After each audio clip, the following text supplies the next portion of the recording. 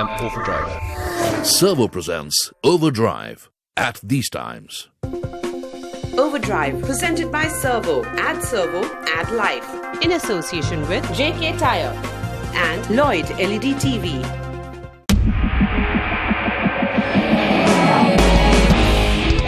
Welcome back. He lives, breathes and thinks forging 24/7. So much so, all diversification of Bharat Forge have been in sync with its forging business. Stick to knitting, as they say. I caught up with 65-year-old Baba Kalyani, CMD of Bharat Forge, at his well-appointed office in Pune to find out why is Bharat Forge a global force to reckon with. This is what he has to say. Take a look. Mr. Kalyani, Sandeep, welcome to the show.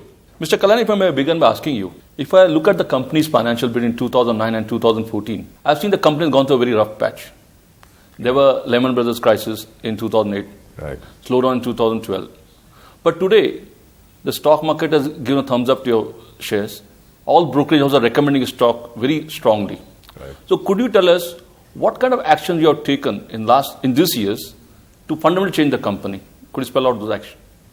Early 2008, when it dawned upon us that just being in the automotive business and largely related to the commercial vehicle business in the automotive sector, but diversified geographically in terms of supplying into North America, supplying into Europe, supplying into Asia,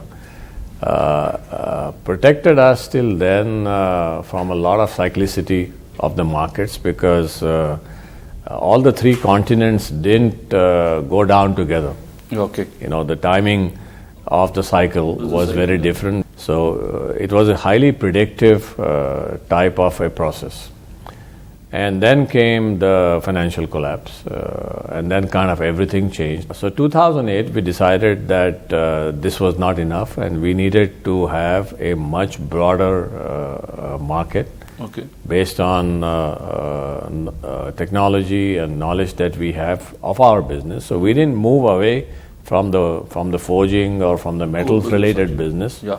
But we used the technology that we had developed in that, the capability that we had created in terms of people, in terms of knowledge, to get into a whole host of areas in the industrial sector.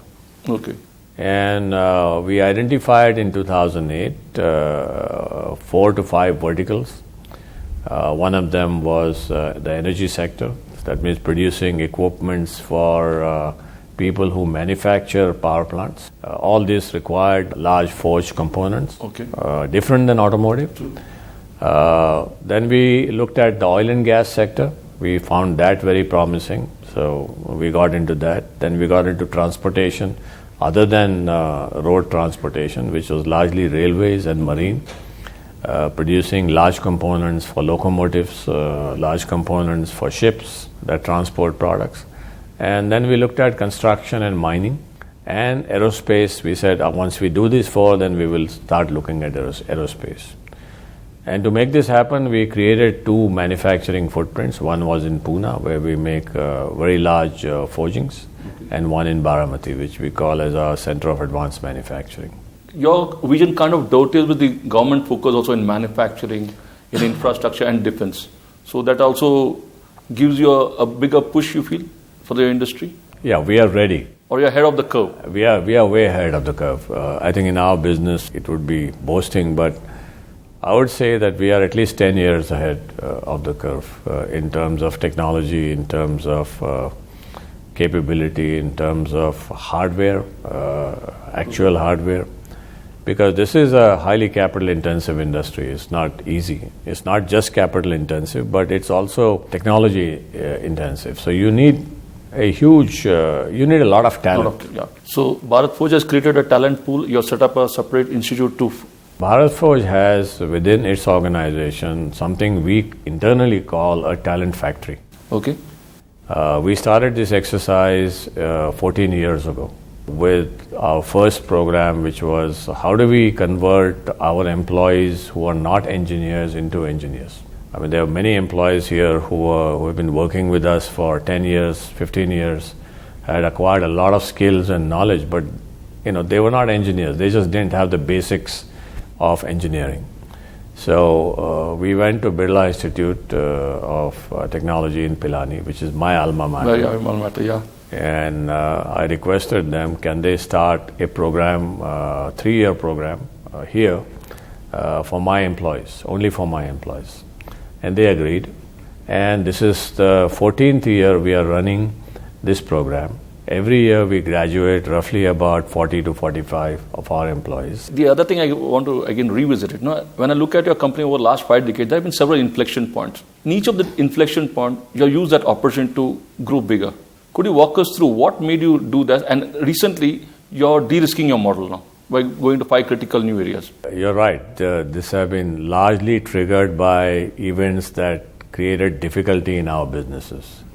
So the first inflection point was in the 80s when we had the first major recession. In those days, Bharat Forge had 4 customers, each one contributing 25 to 30% of our revenue. Okay. And they were the auto companies in India.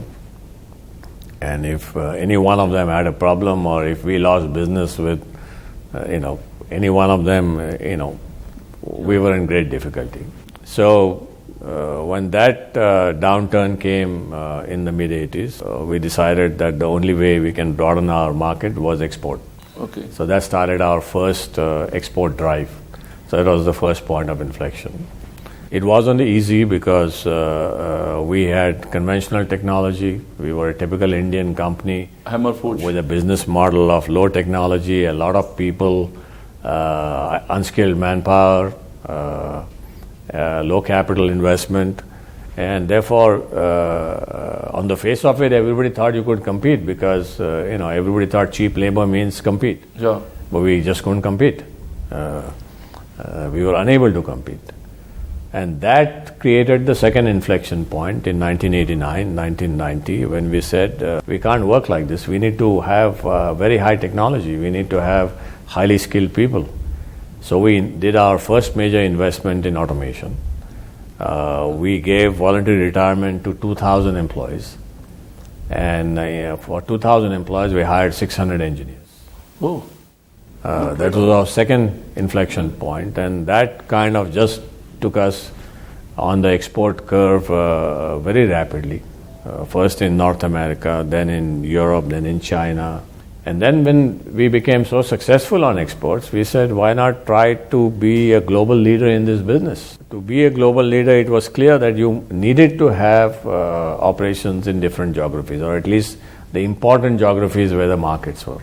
Okay. And that was largely Europe, North America, and China. And that's where we did our acquisition. So the result was that from 2000 to 2008, we grew in 8 years 10 times. From 100 million, we went to 1.2 billion in 8 years. Okay. What makes Bharat Forge unique that all the marquee brands come to you? We are very customer-centric. We will bend backwards as a company to do whatever our customer wants us to do. Whether that means invest in capacity, that means invest in technology, manufacture products in other parts of the world, in other geographies.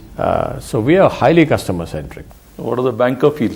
Over the last 5 decades, what we really admire of the company is that it's built very strong core competencies around metals, forging, and solutions. And once you build a competence of that and you build scale, then it's like, I would compare it to an aircraft carrier. You can take it in any direction. And I think that's where the debates happen, because you can take it towards non-auto, you can get into geographical diversification. And I think one thing which comes out very clearly from the geographical diversification perspective is that, as we discussed earlier, 3 key markets, if we can take US, Europe, and India. Clearly, Europe is soft, but from a company's perspective, US is coming back very, very strongly. India is now coming back strongly. Yeah. So again, those are the opportunities that keeps throwing up. And again, it can keep going back because of the energy cost into even production back in the US. So I think having built up that competency and scale, the opportunities are immense. And I'm sure these debates within the top management will continue because so many things to go after. So when you look back from a 3 crore company to 16,000 crore company, what made the success possible? If you were to highlight 3 or 4 things. We all have basic values. And I think one thing about Indians in general But if you somehow can trigger that little sense of pride in wanting to do something, I think it generates a lot of energy. And if anything else, in the early days, in the late 90s, mid 90s to late 90s, I think I was able to generate this power in our company with our people.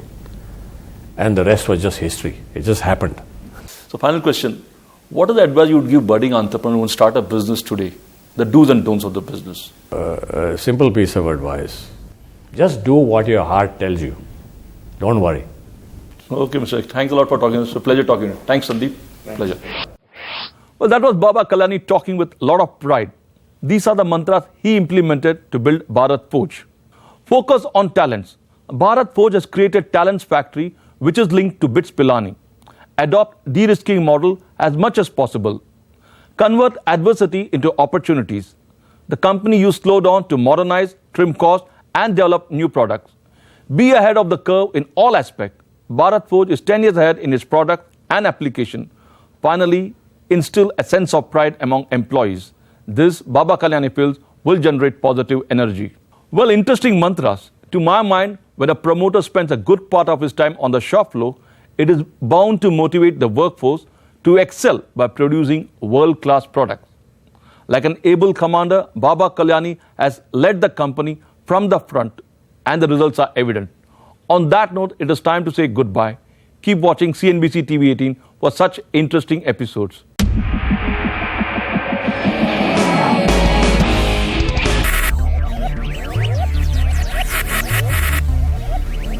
Focus.